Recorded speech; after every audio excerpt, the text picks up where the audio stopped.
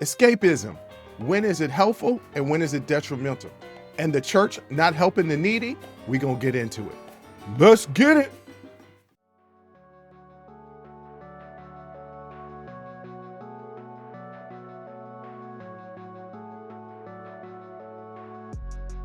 Welcome. First of all, welcome. This is Unsolicited Perspectives. I'm your host, Bruce Anthony, here to lead the conversation in important events and topics that are shaping today's society. Join the conversation and follow us wherever you get your audio podcast. Subscribe to our YouTube channel for our video podcast, YouTube exclusive content, and our YouTube membership. Rate, review, like, comment, share. Share with your friends, share with your family, hell, even share with your enemies. On today's episode, I'll be talking about reality shifting, the church not helping the needy, and me and my sister are going to talk about a Reddit post. But that's enough of the intro. Let's get to the show.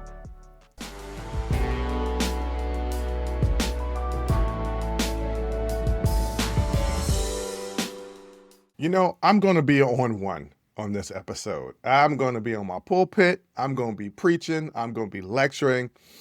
I'm going to be hopefully teaching. Speaking of teaching, when I was in school, I had a problem focusing. I used to daydream all the time, y'all. I still daydream all the time. If I'm in a lecture, if I'm taking a walk, my mind is somewhere else. Sometimes people are even talking to me and my mind is somewhere else. And I daydream and dream very vividly. I dream in color. I have this really great imagination I always had, even when I was a little kid.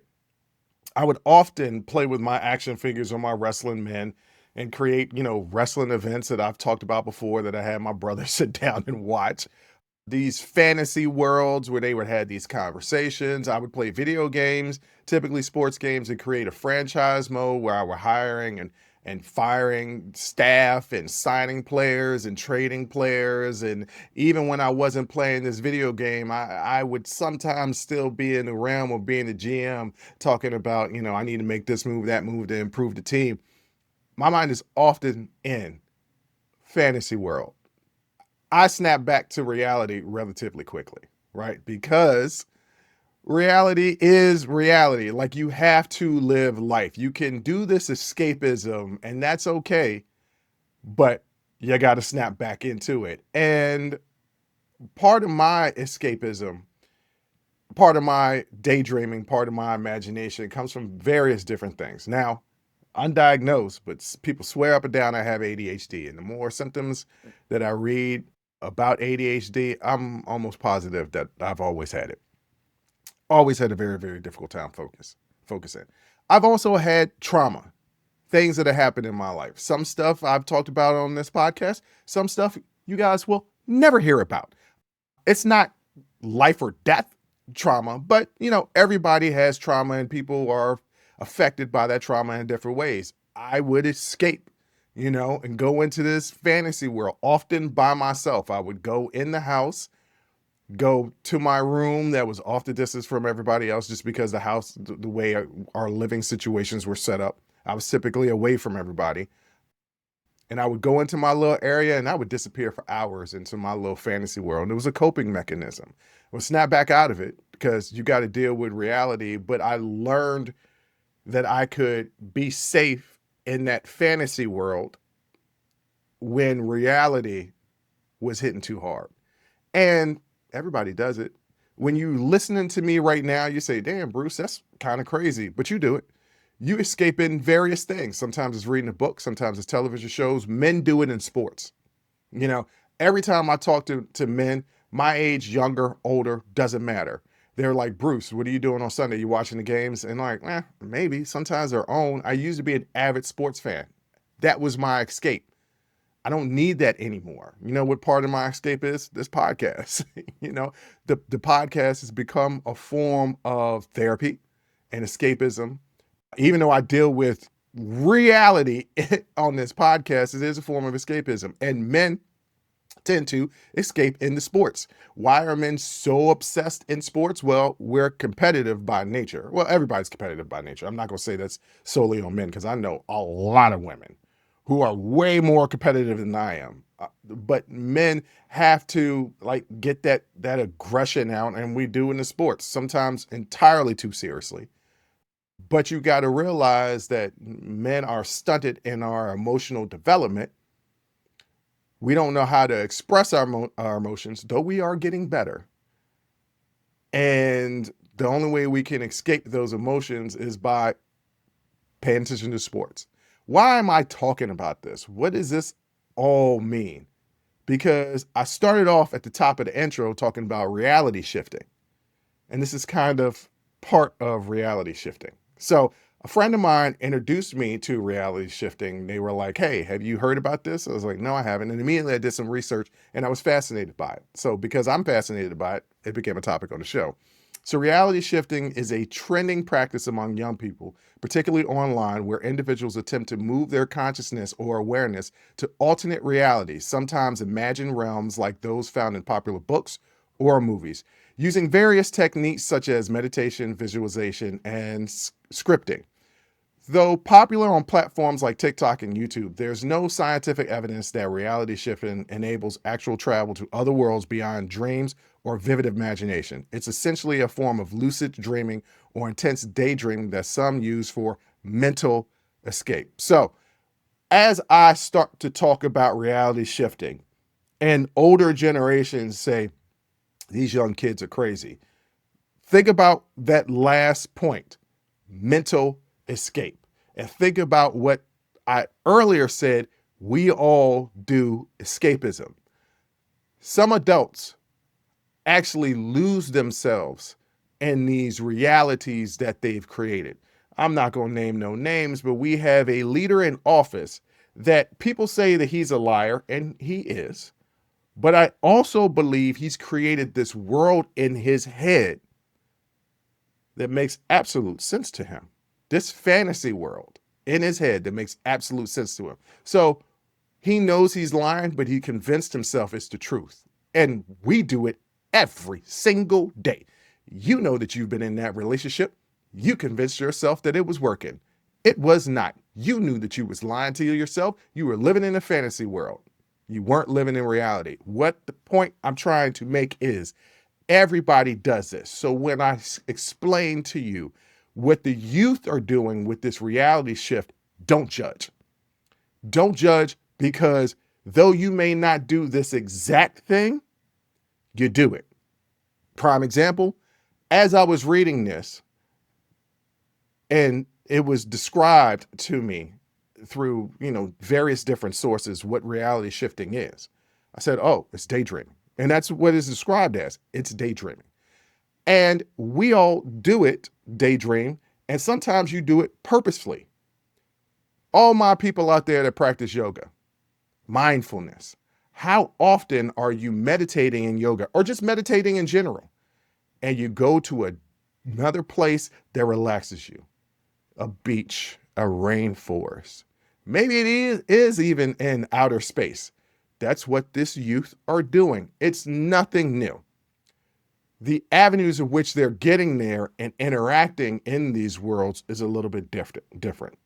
Because though we may meditate and try to go to a place and may actually put ourselves there, with reality shifting with the youth, they are taking themselves to fantasy worlds like Game of Thrones, right? I don't pay attention to fantasy like Lord of the Rings or the Hobbit, but think all of that stuff, right?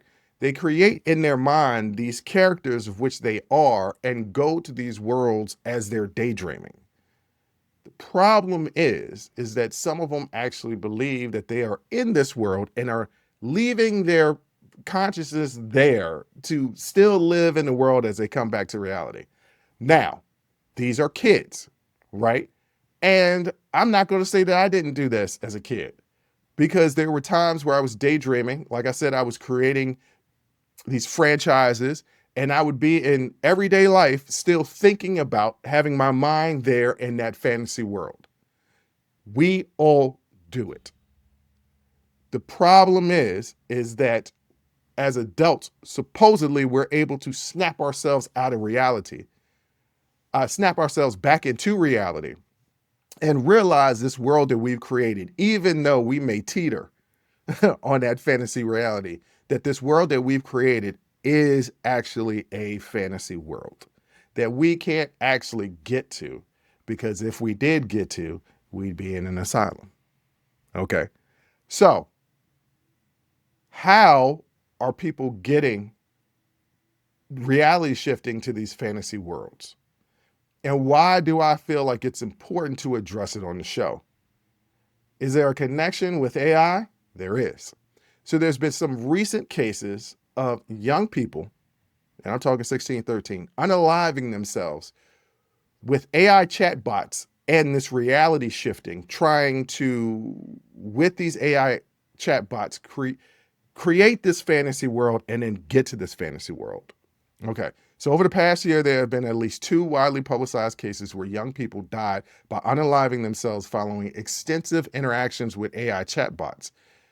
These cases have sparked international concern and lawsuits alleging chatbot companies bear responsibility for failing to safeguard vulnerable users. I have the notes of the 2 young people, but I'm not going to put their names out there. There were 2 young people, one in California, one in Florida, 16 and 13 years old, that unalived themselves.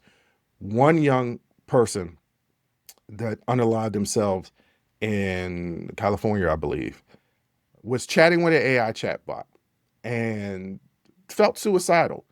Initially, the AI chatbot told this person to seek help.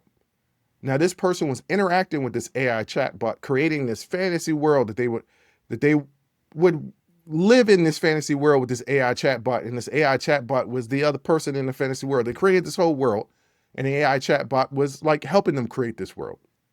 And the person said, I want to go to this world. The AI chatbot was like, well, come to this world.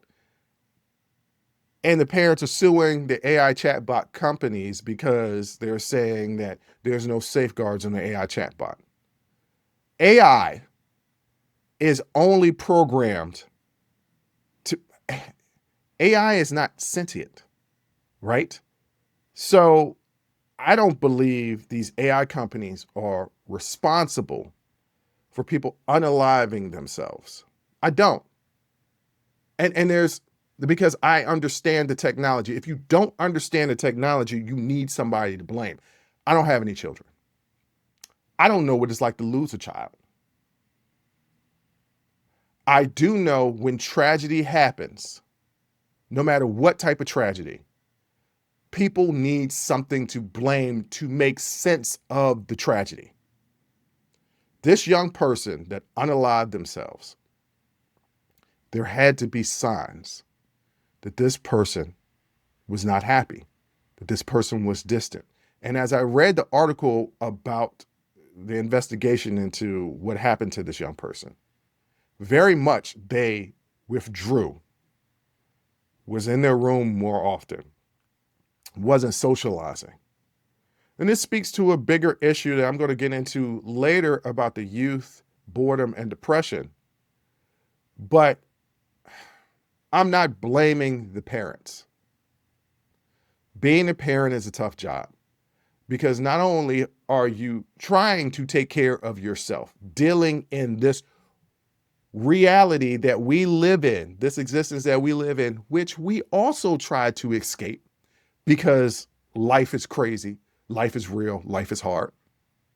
You're also responsible for molding and shaping a young person, a child, into a functioning and thriving, hopefully, adult.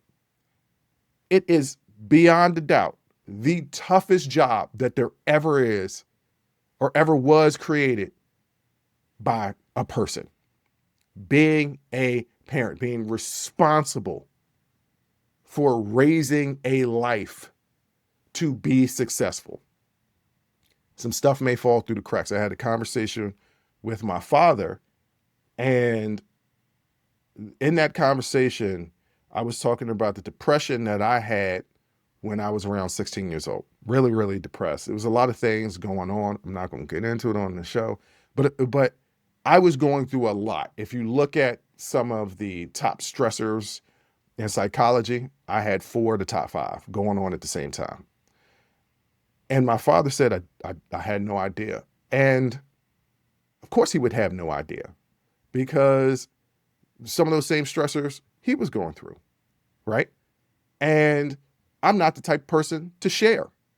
It's still a problem today. My ex-wife said, Bruce, you just don't tell me what's going on in your head. I know there's something going on. You just don't just tell me. I don't feel safe. That's where that escapism came from as a child. I don't feel safe telling people how I feel inside.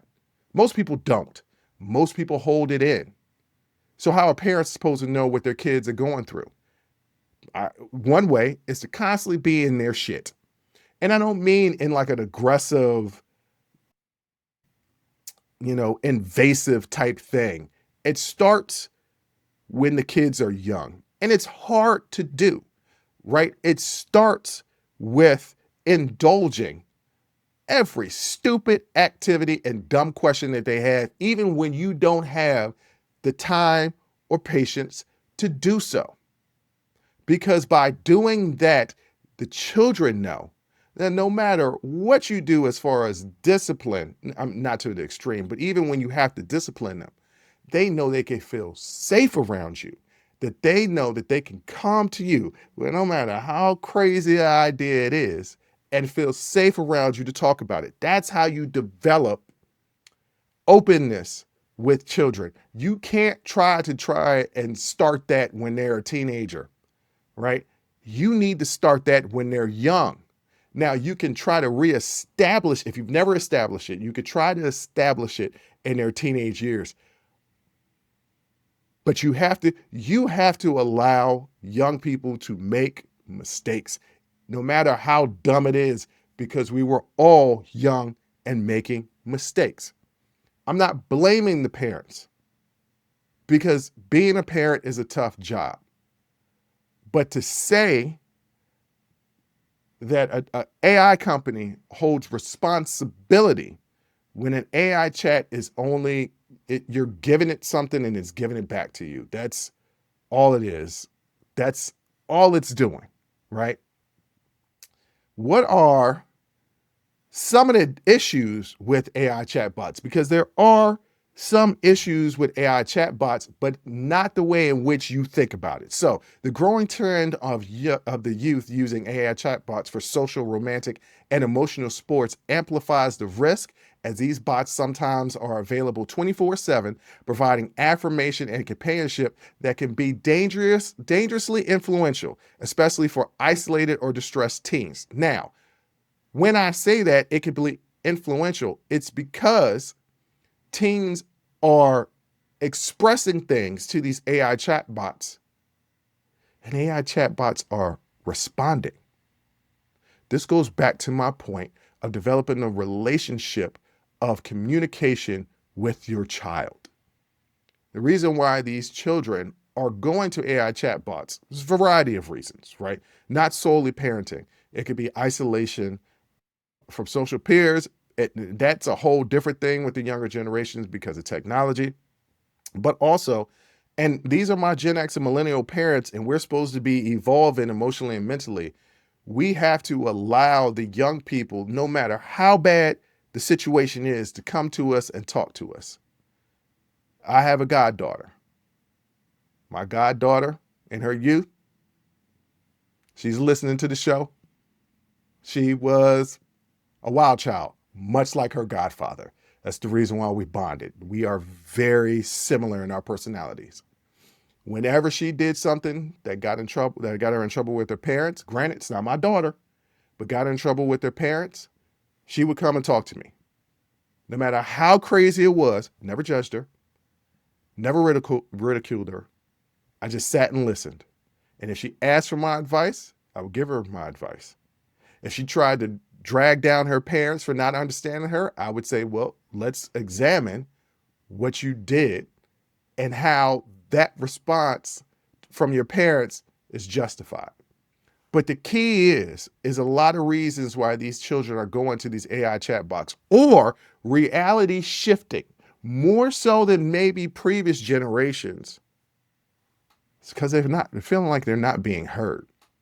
Surveys estimate that as many as 72 adolescents have interacted with AI companions at least once, while 1 in 5 high schoolers have had romantic connections with AI bots, or known someone who has. This has led to mental health experts, parents, and lawmakers to call for urgent regulation, warning that chatbots can validate harmful thoughts and quickly shift to inappropriate or risky territory. Or adults could be more involved with these young people. Instead of blaming something else, perhaps just a thought, you can interact with your children, your nieces, your nephews, your little cousins, your students, and give them safe spaces to talk and not judge them. So often, older generations are always judging younger generations. It's like the Gen Z stare. What does that mean? The Gen Z stare simply is, what the hell are you talking about? Because what you're saying makes no sense. That's all it is. I do the Gen Z stare, and I'm not even in Gen Z.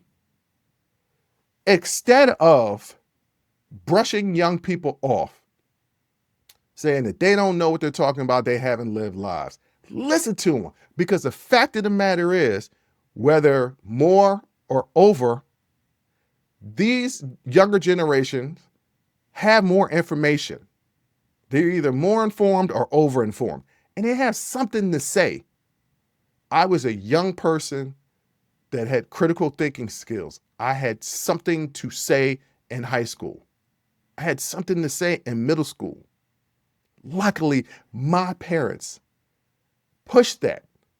And there are times that I hid stuff from my parents, but there's a lot of times, even still, I go to my parents for counsel. They created a safe space. I know I said that I used to escape because childhood trauma, but they still created a safe space. Look, the AI chatbots is connected to reality shifting, because when you are doing romantic and companionship with AI chatbots, that's just going into a fantasy world. That's reality shifting. Okay? And we all did it. Some people out there had long distance relationships. How often did you see that person? Right? Same concept. You were just chit-chatting, talking on the phone, whatever. That's what these AI chatbots is doing. Instead of judging the young folks, understand why they're here. I approached what my theory was to a person, and they said they didn't agree with me. And my theory for not only why kids are reality shifting is because they don't have safe spaces. I think it's boredom. There's boredom, and it leads to depression. Now, all my older generations are going to say, well, why would these kids be bored? They have everything. We didn't have everything. When there was a movie that we wanted to watch, if it wasn't at Blockbuster, if it wasn't at the video store, if it wasn't coming on TV, we were SOL. We had to wait. There was a long wait from movie theaters to the video. It was almost like 6-7 months.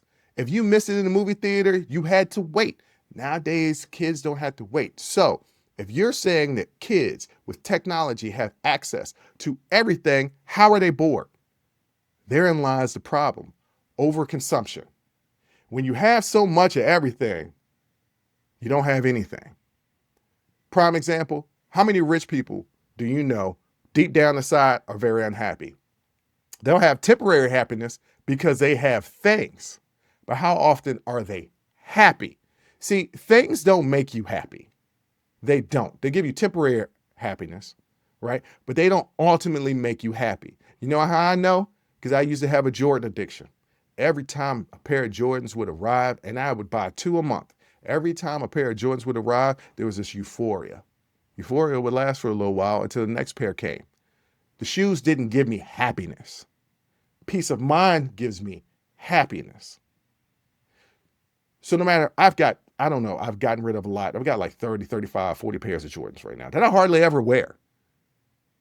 Overconsumption didn't make me happy. Same thing with technology. Overconsumption can make you bored. Let me explain. There's a significant correlation between mass technology consumption, among youth and increased experiences of boredom and apathy, supported by both experimental and longitudinal research findings. Look, I know I didn't say that word exactly right. Y'all know I got a speech impediment. Let's move on. So, what is the evidence of this correlation?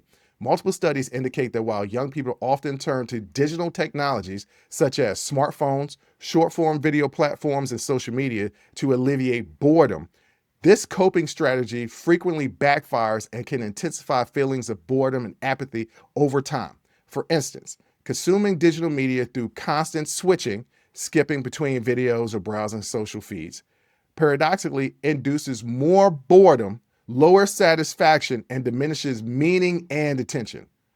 Boredom is indeed linked to depression, when research showing a significant correlation between boredom proneness and depression symptoms. Studies indicate that people who are more prone to boredom also tend to exhibit higher levels of depression. Through boredom and depression are distinct emotional states with some overlapping features. Boredom proneness correlates with depression symptoms. This is suggesting those who experience boredom frequently or intensely are at an increased risk of depression. Boredom can disrupt motivation, reduce ability to experience pleasure, and interfere with goal-directed behavior, all of which can be attributed to the development and worsening of depression symptoms. I say all this to say this. The reason why these kids are reality shifting is because they're trying to escape. The reason why they're trying to escape is because they're bored as hell. That boredom has led to depression. Kids are depressed because they have so much of everything. Just like rich people that have so much of everything but are depressed. When you have everything, you have nothing. Things have to matter. Relationships, experiences matter. Interactions with loved ones, friends, family, whoever, matter. These kids through technology are losing that. Not only are they losing that from their peers, they're losing it in the home. So, before everybody blames AI chatbots, why don't we all collectively, as older humanity, take a bigger influence, take a bigger presence in the younger generation's lives? Let's get them off the phones. Let's get them off the iPads. I saw a young kid, 4 or 5 years old, on his iPad in the hallway of my building. He ran directly in the ladder, bumped off the ladder, looked up, saw it was a ladder, went around the ladder, went right back to his iPad. Before he went around the ladder, his eyes were going directly back to the iPad. Let's get back to human connection. That's what's going to help these kids.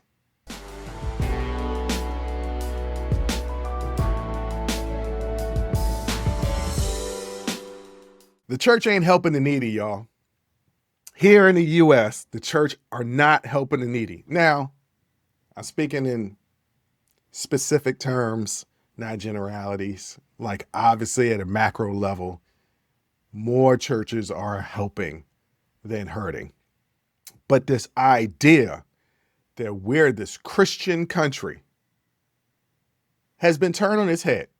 And it's been turned on its head by a woman named Nicolette Monroe, who's recently gone viral on TikTok for conducting a social experiment where she called dozens of churches and other religious centers across the United States, posing as a mother in desperate need of baby formula for her infant.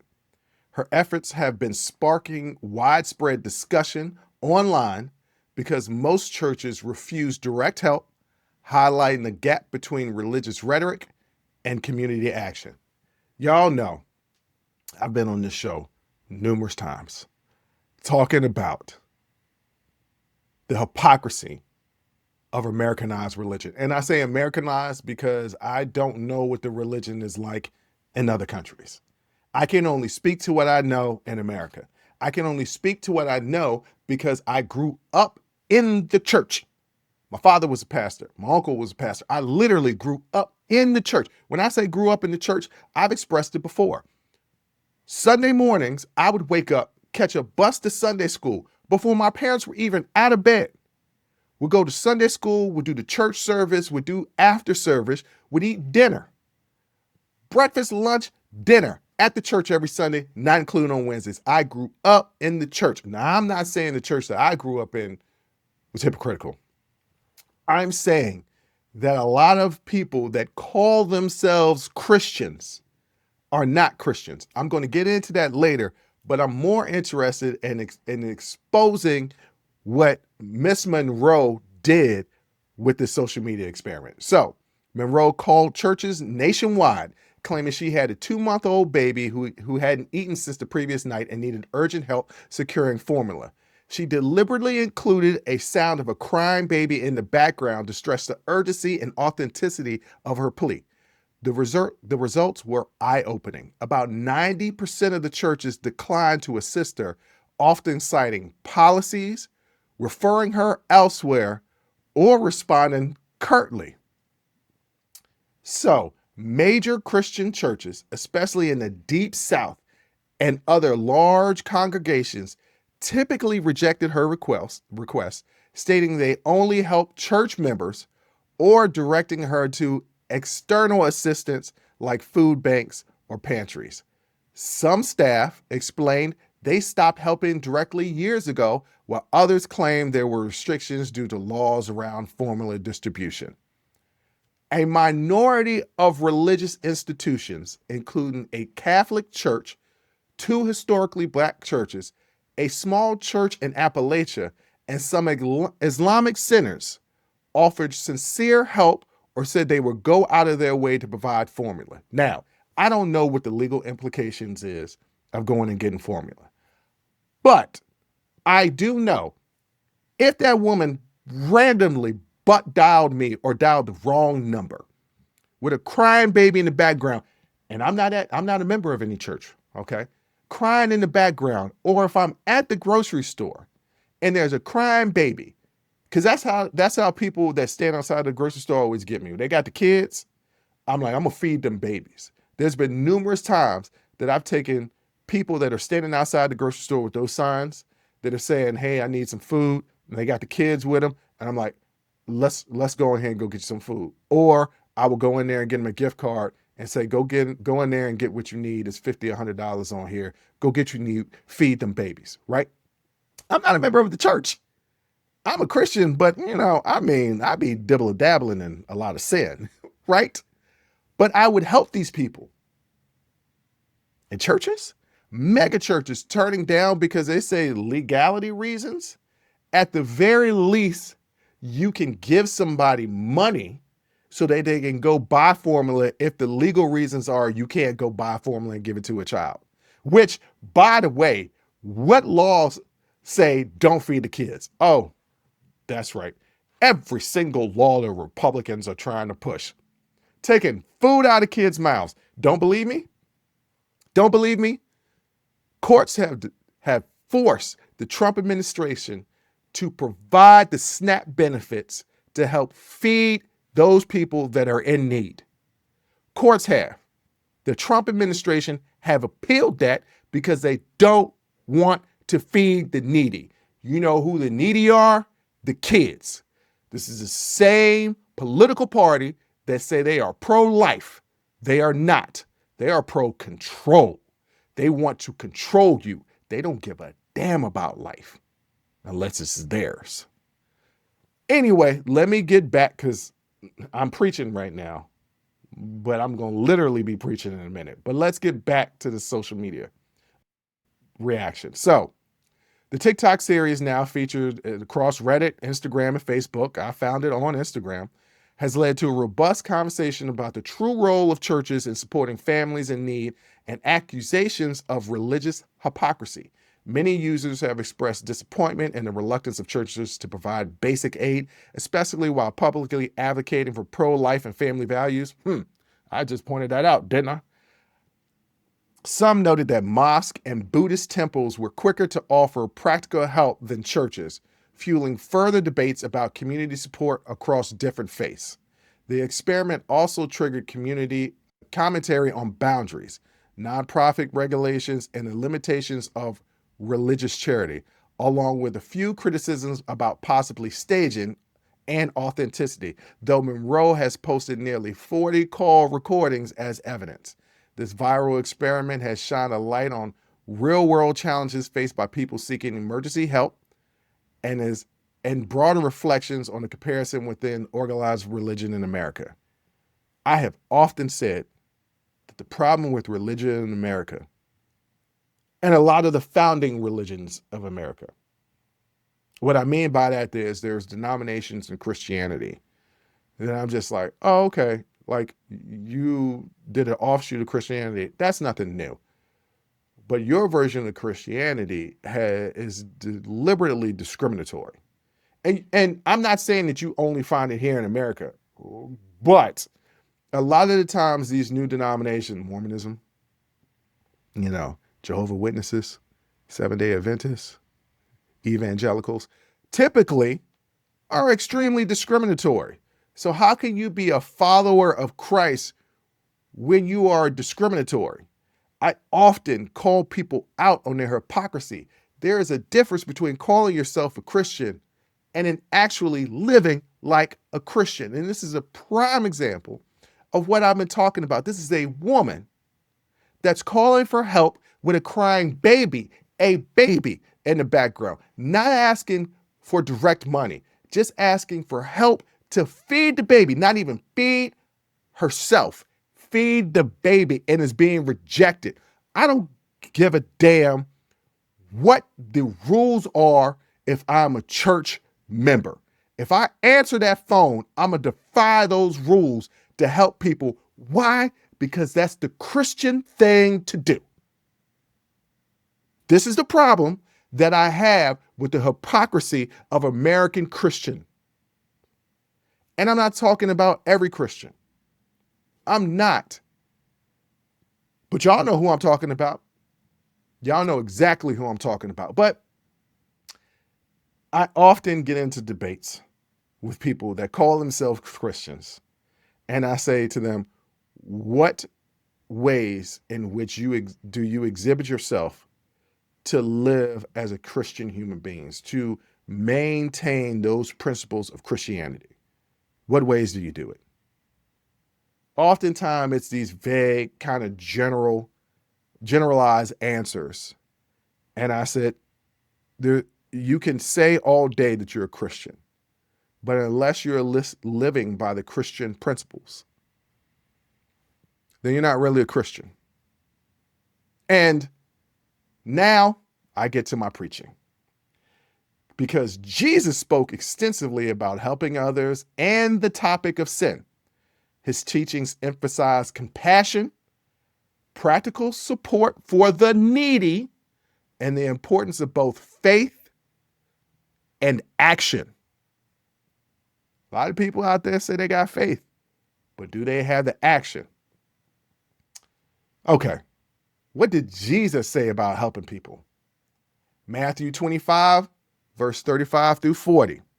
For I was hungry and you gave me something to eat. I was thirsty and you gave me something to drink. I was a stranger and you invited me in. I needed clothes and you clothed me. I was sick and you looked after me. I was in prison and you came to visit me. Truly, I tell you, whatever you did for one of the least of these brothers and sisters of mine, you did for me. Okay. So a lot of times people don't understand what the meaning is behind these verses. Don't worry.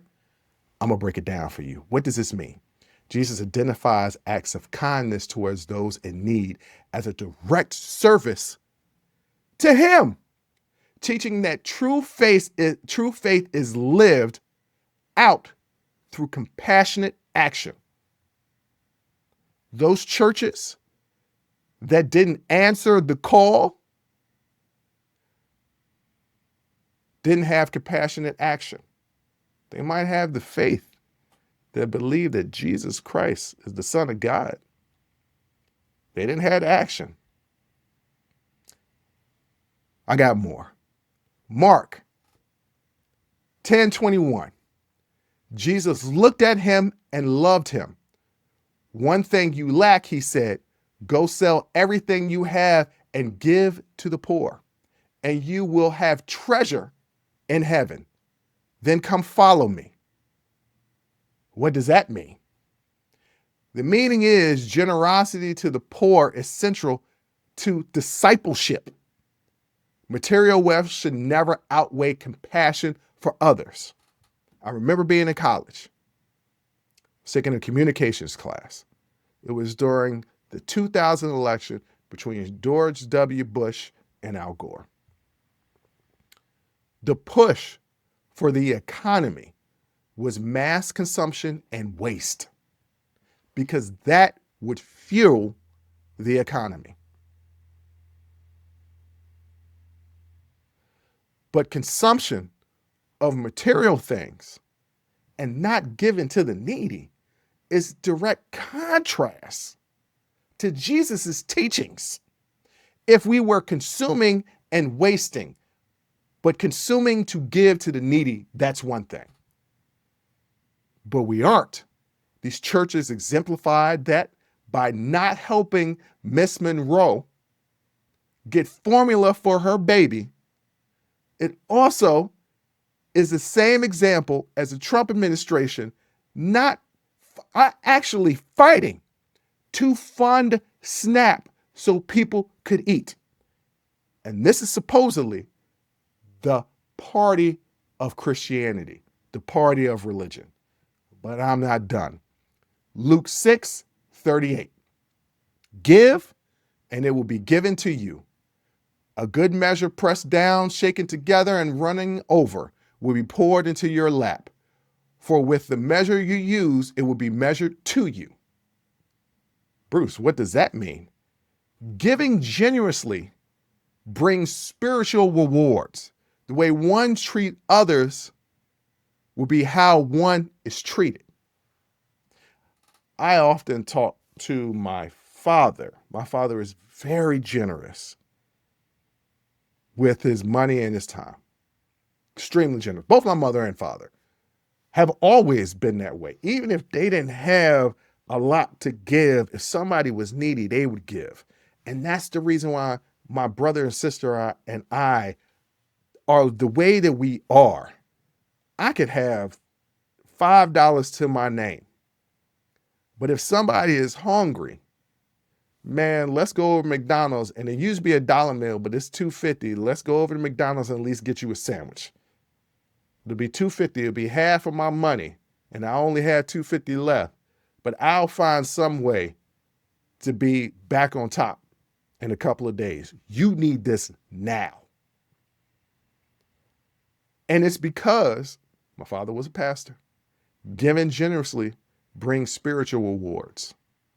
And I talk to my dad all the time. I was like, man, you got a lot of people, hitting you up for things you need. Like I don't know how you do it. And he is like, man, I've been rewarded. I got to give back. And that always hits me. But I ain't done preaching yet. Luke 12:33-34. Sell your possessions and give to the poor. Provide purses for yourselves that will not wear out, a treasure in heaven that will never fail. For where your treasure is, there your heart will be also. What does that mean? Acts of charity are valued eternally. Caring for others reflects on true spiritual priorities. In every instance, Jesus is talking about helping the needy, not tearing people from their families, putting them on planes and sending them to prisons, not hiring Gestapo that hide their masks to round up people, not feeding people, not giving health care to people.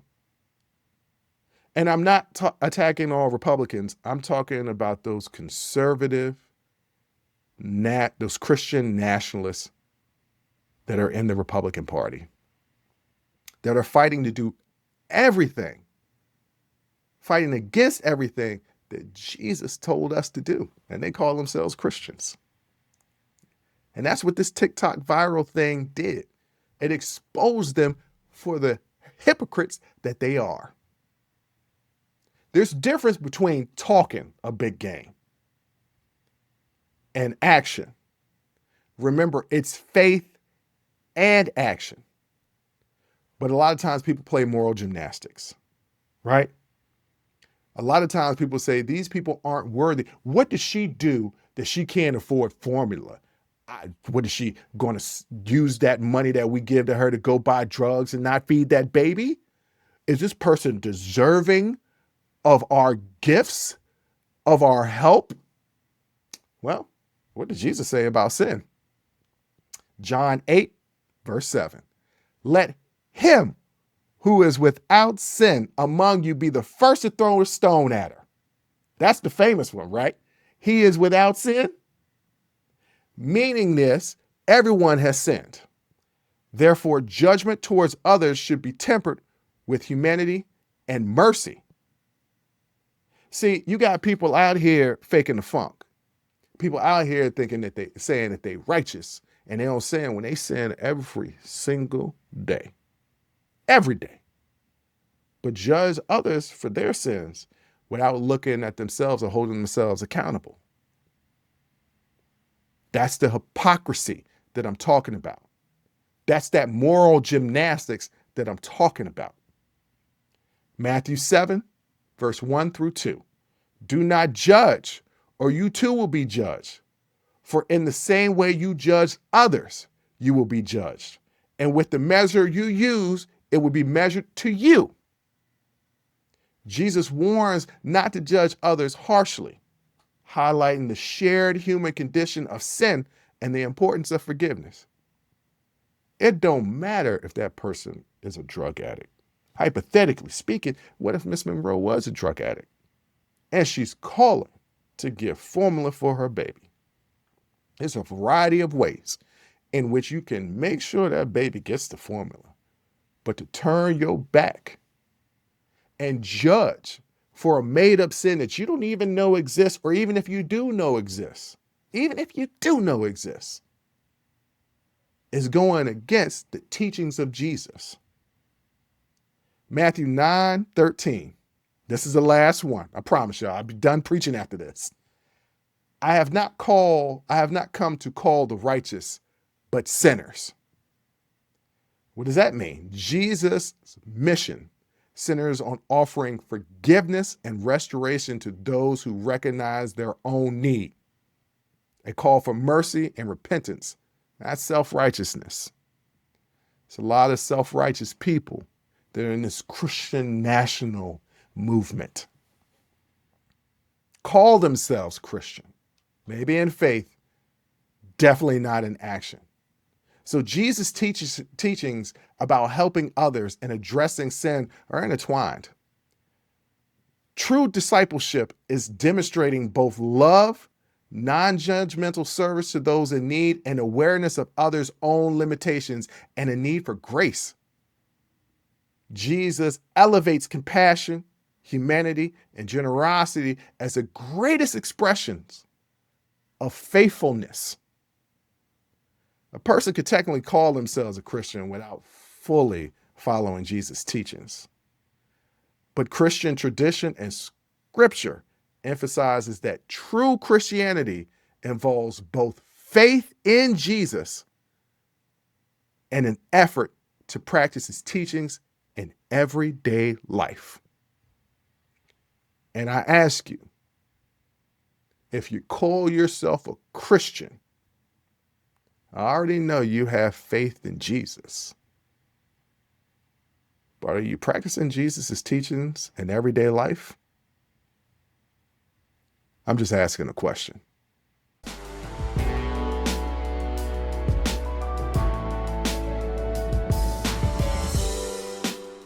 All right, sis. Another Am I Overreacting from Reddit. And this one is a little bit different. This has to do with friendship. Now, I figured that this would be an interesting story because I'm messy.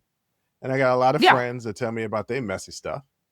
And Yes. sometimes their story, though I leave their names and information out of it, ends up on the podcast. And now recently I've been getting the, hey, is this on the record or off the record question? Yeah. Yeah. And I was like, Which is yeah, fair. no, it's Yeah. absolutely fair. And I'm like, okay, just from now on, everything will be off the record unless I ask you, can I put it on the podcast? But so Yeah. this post said, a friend shared my private messages with our group chat for advice. Am I overreacting? So this person had a private conversation with another friend, Mm-hmm. and that friend discussed that private conversation in a group chat with another group of their friends.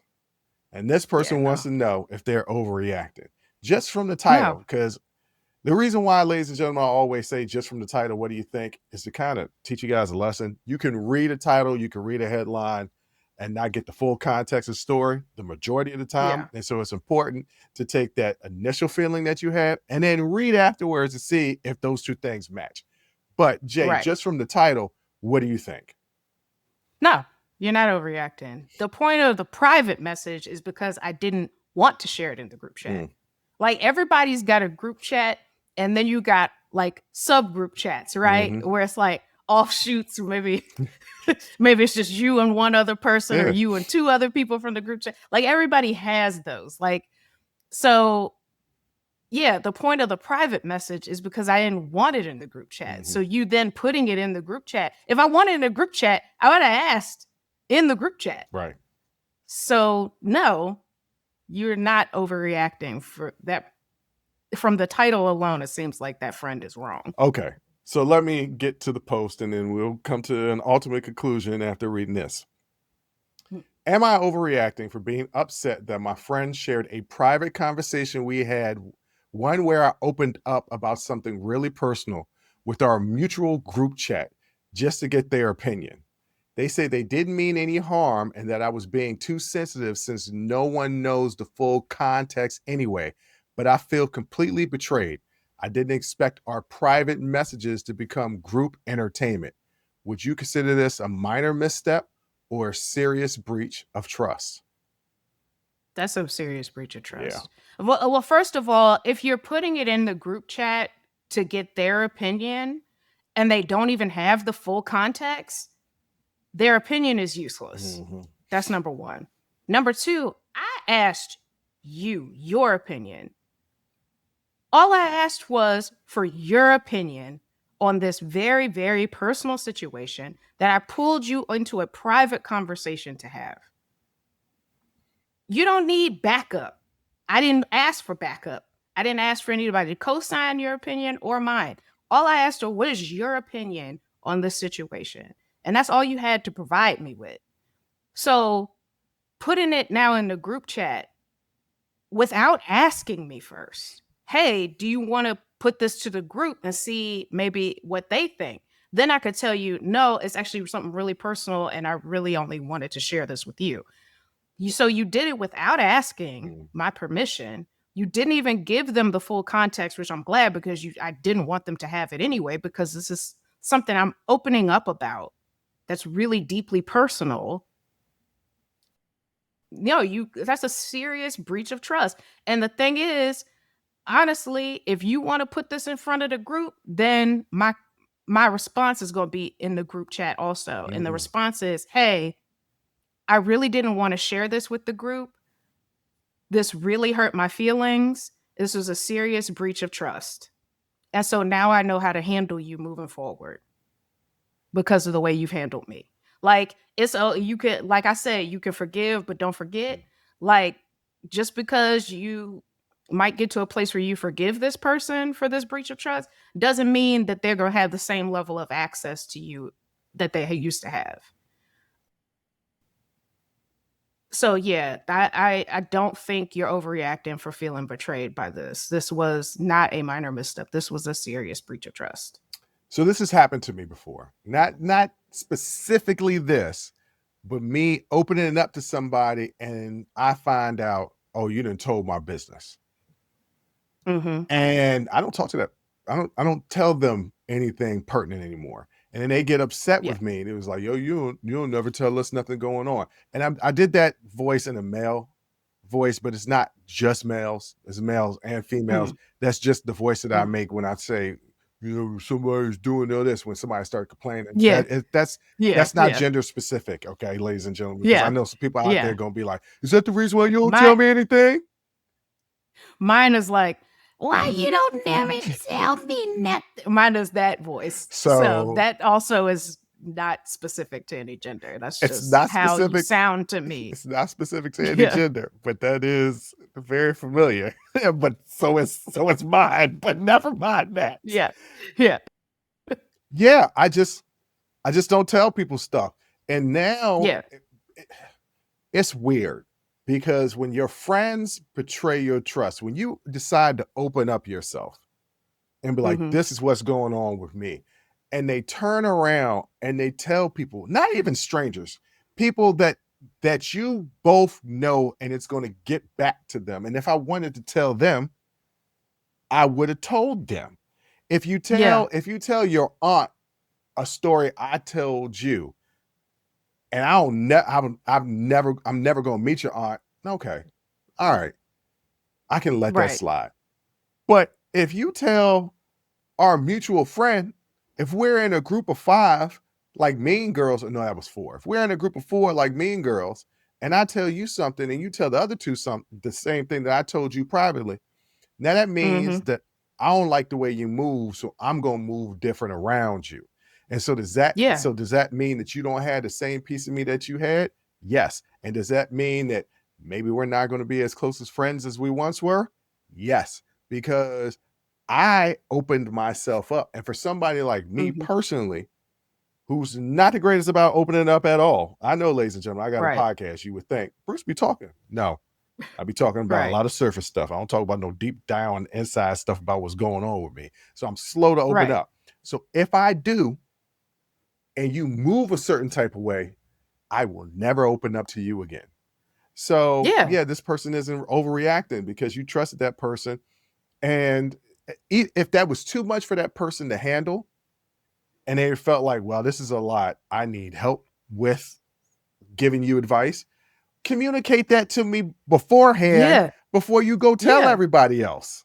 Just say that. Just say, "Hey friend, I really don't know what you should do in this situation. Like I I don't know. I don't think I'm the person to answer this question because I honestly don't know what advice to give you. Because either you can't relate, you've never gone through a similar thing, or you're just not equipped to give that level of advice, Mhm. right? We're not therapists unless we actually are. So, like, it's okay to also tell your friend, hey, friend, I don't know.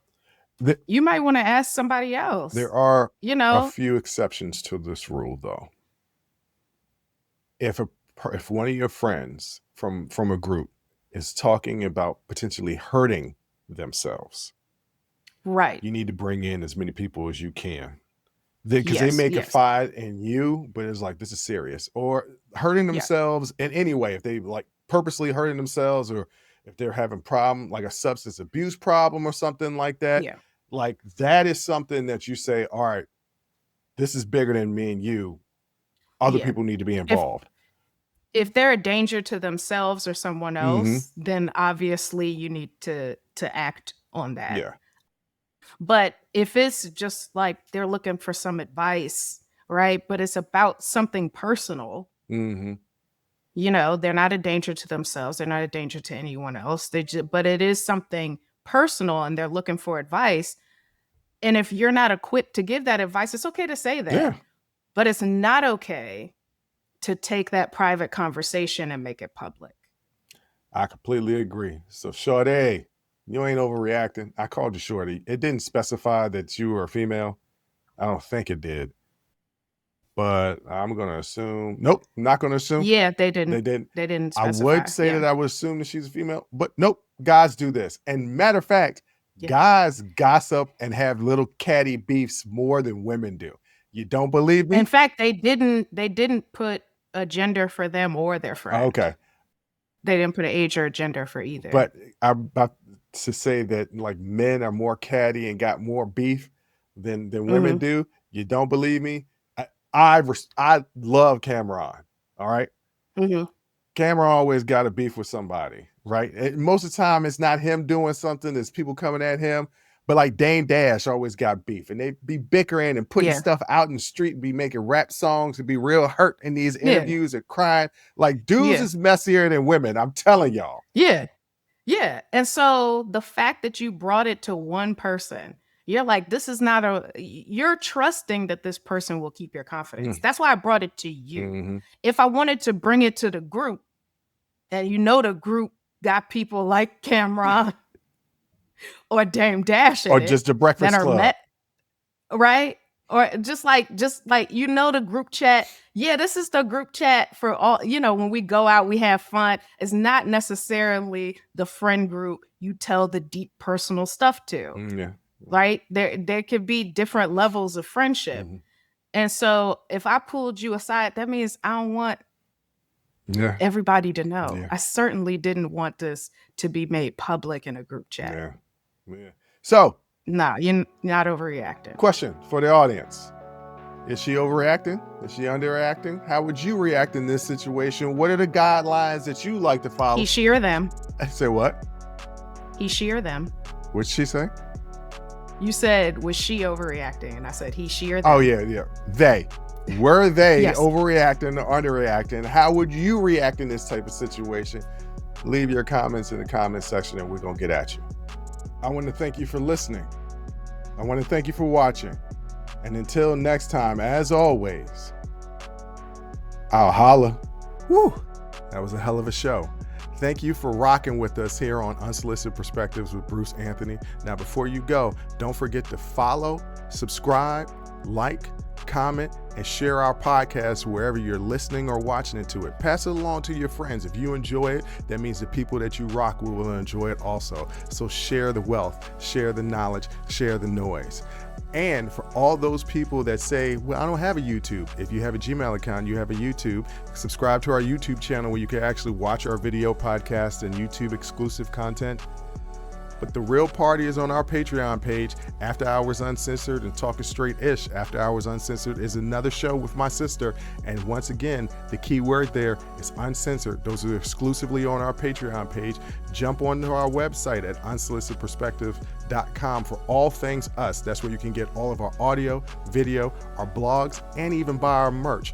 And if you really feel generous and want to help us out, you can donate on our donations page. Donations go strictly to improving our software and hardware so we can keep giving you guys good content that you can clearly listen to and that you can clearly see. So any donation would be appreciative. Most importantly, I want to say thank you for listening and watching and supporting us. And I'll catch you next time. Audi 5000. Peace.